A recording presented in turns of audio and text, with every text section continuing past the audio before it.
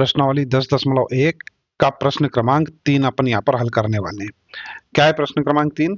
5 centimetre त्रिज्या वाले एक वृत्त के बिंदु P पर स्पर्श रेखा PQ केंद्र O से जाने वाली एक रेखा से बिंदु Q पर इस प्रकार मिलती है कि OQ बराबर 12 सेंटीमीटर।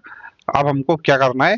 PQ की लंबाई ज्ञात कीजिए, मतलब PQ की लंबाई अपने को ज्ञात करना है। ठीक है, तो अपन एक काम करते हैं, सबसे पहले तो चित्र देख लेते हैं। इस प्रकार का होगा, है ना। देखो P क्या है? स्पर्श बिंदु है। और PQ क्या है? PQ स्पर्श रेखा है। O से जाने वाली एक रेखा से Q, ठीक है।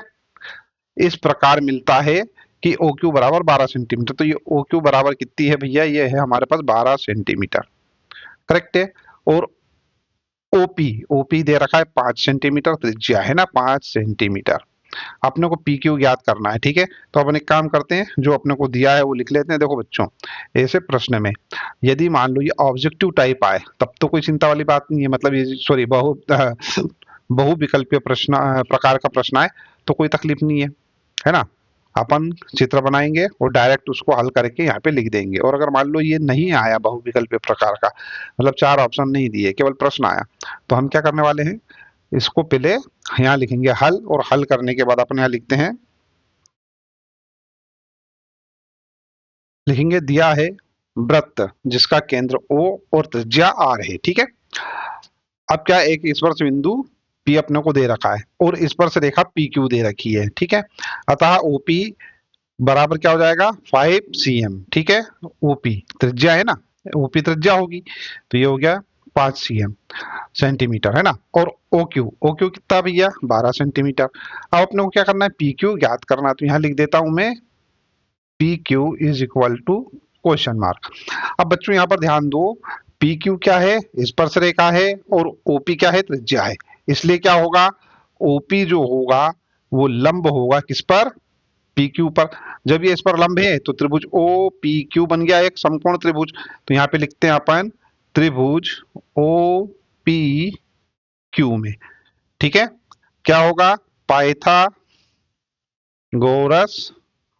प्रमेय से देखो कर्ण का वर्ग मतलब OQ का वर्ग। तो यहाँ पे लिख देता हूं मैं OQ का स्क्वायर बराबर क्या? लंब का वर्ग, लंब का मतलब OP square, OP square plus हाँ PQ स्क्वायर, PQ स्क्वायर। अच्छा बच्चों ध्यान दो, अपने को PQ निकालना है, बाकियों के मान अपने को मालूम है, तो OQ स्क्वायर क्या है? 12 सेंटीमीटर। तो ये हो जाएगा 12 का स्क्वायर बराबर OP अपने को 5 दे रखा, 5 सेंटीमीटर, तो ये 5 स्क्वायर हो जाएगा, प्लस PQ, तो ये हो जाएगा हमारे पास PQ स्क्वायर, ठीक है। अब ये हो जाएगा 144 144, ये 5 है, 5 में 5 का गुणा करेंगे आएगा 25, दूसरी तरफ ले जाके लिख देते हैं अपन, तो ये हो जाएगा 25 बराबर क्या हो जाएगा बच्चों? PQ स्क्वायर, करेक्ट है। अब इसमें से इसको घटाते हैं तो आएगा 119, ठीक है, बराबर क्या? PQ स्क्वायर, ठीक है। दोनों पक्षों का वर्गमूल ले लेते हैं, 119 इज इक्वल टू हो गया PQ, ठीक है। यही हमारा क्या होगा? आंसर होगा। देखो डी नंबर का ऑप्शन हमारा करेक्ट है। आई होप आपको यह वाला जो प्रश्न का हल है वो अच्छे से समझ में आ गया होगा।